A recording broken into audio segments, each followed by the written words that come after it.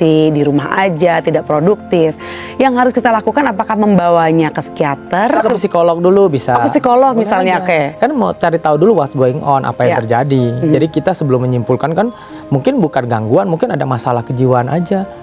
Jadi itu yang perlu dicari tahu. Kadang-kadang karena saking begitu lamanya, mungkin dia udah apatis. Dia sendiri merasa bahwa saya nggak, ya begini aja udah terima aja. Seperti itu. Jadi memang kan kita nggak semua hal kita ketahui, jadi kita perlu cari tahu. Jadi bawa aja. Ya, kadang-kadang psikolog dulu bisa aja mencari tahu sehingga menemukan. Dan jangan nyerah kalau kelihatannya belum membantu, pergi lagi ke psikolog yang lain atau pergi ke psikiater, nggak apa-apa. Gitu. Sampai benar-benar ada solusi buat masalahnya dia supaya dia bisa produktif dan semua keluarga mendukung supaya seorang itu produktif. Karena apa? Produktivitas itu pada gilirannya akan membuat dia menjadi merasa bahagia. Kalau orang itu nggak ngapa-ngapain, gimana bisa datang kebahagiaan? Kebahagiaan kan harus diusahakan. Iya. Baik, selanjutnya kita kembali lagi ke gangguan mental akibat faktor biologis. Apakah itu bisa dihindari, Dok? Kalau biologis susah ya. Kita bilang lingkungan aja susah. Iya kan? Kan ada tuh istilah hindari stres. Emang gampang hindari stres ya kan? Jadi faktor lingkungan aja susah. Tapi biologis mungkin hampir impossible. Jadi intinya adalah kenali aja. Lalu kemudian diobatin, karena meskipun itu biologis sekalipun kan ada obatnya. Nah seperti tadi dokter juga bilang ya, namanya kebahagiaan itu bisa diusahakan. Tentunya kita bisa mendapatkan kesehatan otak dan mental itu pun juga bisa diusahakan ya. Bagaimana caranya nih, Dok, kita menjaga kesehatan otak dan mental kita? Ya, jadi otak itu memang bisa dipengaruhi oleh misalnya infeksi atau kesehatan fisik seperti jantung ya, masalah ginjal dan lain, tapi bisa juga dipengaruhi oleh faktor lingkungan yang tidak ada hubungan dengan otak kan. Jadi seperti tadi, ada masalah menyebabkan seorang jadi cemas, ada masalah menyebabkan seorang jadi depresi, dia mempengaruhi otak juga. Sehingga meskipun nih otak itu normal aja, di scan, di MRI kok normal, tapi orangnya tidak produktif, orangnya tidak bisa mencapai sesuatu yang ditakdirkan sebagai manusia. Kita kan sebagai manusia diciptakan ada tujuannya, kita melakukan apa sesuatu. Ini dia seperti tidak ada tujuan hidup, cuma diam aja, dan bahkan bekerja aja sepertinya nggak ada gairah dan lain-lain. Berarti ada sesuatu dalam fungsinya. Karena otak itu diciptakan bukan cuma masalah hardware-nya. Hardware tahu kan, komputer itu kan perangkat keras, tapi intinya kan sebenarnya di software-nya harus bisa. Komputer itu harus bisa bekerja, harus update terus gitu ya. Update, harus bisa produktif. Nah, otak itu yang membuat kita jadi manusia bukan karena otaknya bagus, bukan karena IQ-nya tinggi atau kita jenius, tapi karena kita produktif.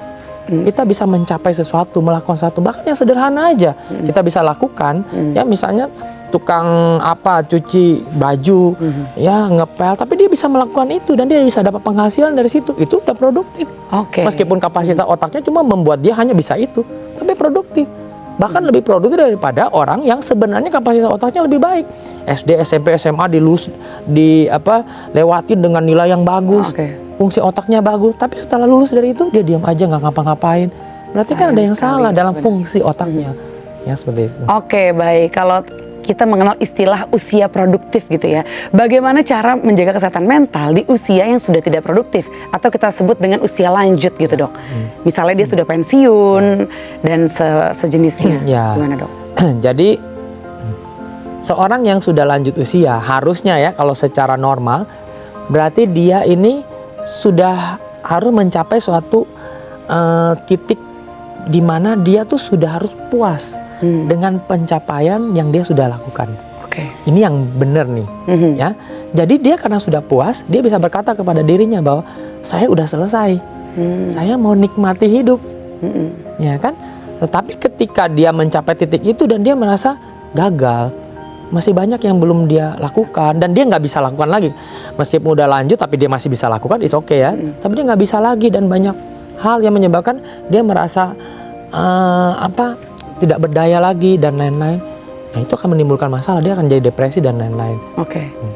Jadi intinya kita harus menyadari gitu ya, apabila kita punya orang tua yang sudah lanjut usia gitu ya, kita harus melihat apakah beliau ini sepertinya sudah tercapai semua keinginannya gitu atau belum ya. Kita mungkin bisa memulai dengan komunikasi ya, Dok, ya. Dan kalau seandainya dia merasa belum, kita coba mengubah cara berpikirnya dengan mengatakan bahwa sudah selesai. Jadi gini, banyak yang salah seperti anak saya belum dapat pekerjaan, dia masih simpan. Padahal kalau kita tanyain ya, coba ibu dulu sekolahin anaknya nggak? Sekolahin. Anaknya mau sekolah apa, ibu bantu nggak? Bantu. Ya sudah selesai sekolah sampai cita-citanya tercapai. Setelah itu kan bukan tanggung jawab kita lagi, bukan tanggung jawab ibu lagi. Jadi kalau dia sekarang ini adalah dia berjuang untuk mencapai kebahagiaannya dia. Ibu udah selesai. Jadi nggak bisa lagi ibu itu harus mengambil tanggung jawabnya dia. Ya, dengan kata lain kalau dalam suatu hierarki di perusahaan itu apa? Manajer naik jadi direktur, terus lama-lama jadi konsultan. Nah, seorang yang sudah lanjut usia itu hanya jadi konsultan. Dia sudah tidak lagi jadi manajer atau direktur. Dia sudah tidak lagi berkewajiban untuk membuat semuanya menjadi lebih baik. Tapi dia hanya bisa memberikan konsultasi, mau dengar atau tidak ya sudah. Karena bayangin aja orang yang udah lanjut usia, dia sudah harusnya menikmati hidup yang tinggal sedikit lagi. Dari sejak muda dia kerja setengah mati, capek. Nah, sekarang kan waktunya dia untuk menikmati jerih payahnya. Lalu dipusingkan juga dengan anaknya yang masih masalah ini kan kasihan banget. Ini yang menyembuhkan seorang yang lanjut usia akhirnya menimbulkan banyak masalah, jadi depresi. Sebenarnya sangat sedih orang yang udah lanjut usia jadi depresi, itu sedih banget. Iya, terima kasih Dokter Lucky atas perbincangan kita seputar otak dan kesehatan mental. Dan pemirsa juga terima kasih atas perhatian dan partisipasi Anda. Apabila ada kritik atau saran seputar tayangan Bincang Sehati, Anda dapat menyampaikannya melalui SMS di 0889 8100 5000, atau Anda bisa bergabung bersama kami di sosial media Facebook, Instagram atau YouTube di bincangSehati.id. Kalau begitu, saya Andari Agustin bersama dengan kru yang bertugas mohon pamit undur diri dan selamat berakhir pekan.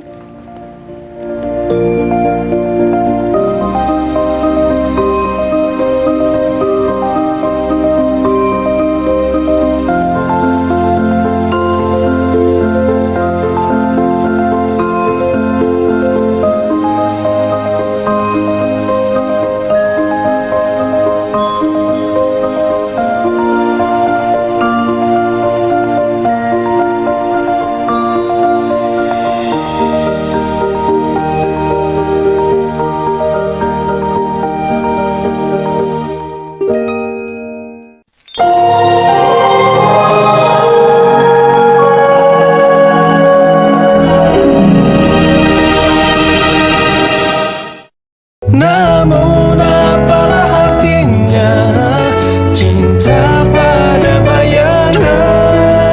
Biar aku yang pergi bila tak juga pasti. Adakah selama ini aku cinta sendiri? Biar aku menepi, bukan lelah menanti. Namun apalah artinya cinta pada bayangan? Oh, pedih aku rasakan kenyataannya. Cinta tak harus selalu miliki.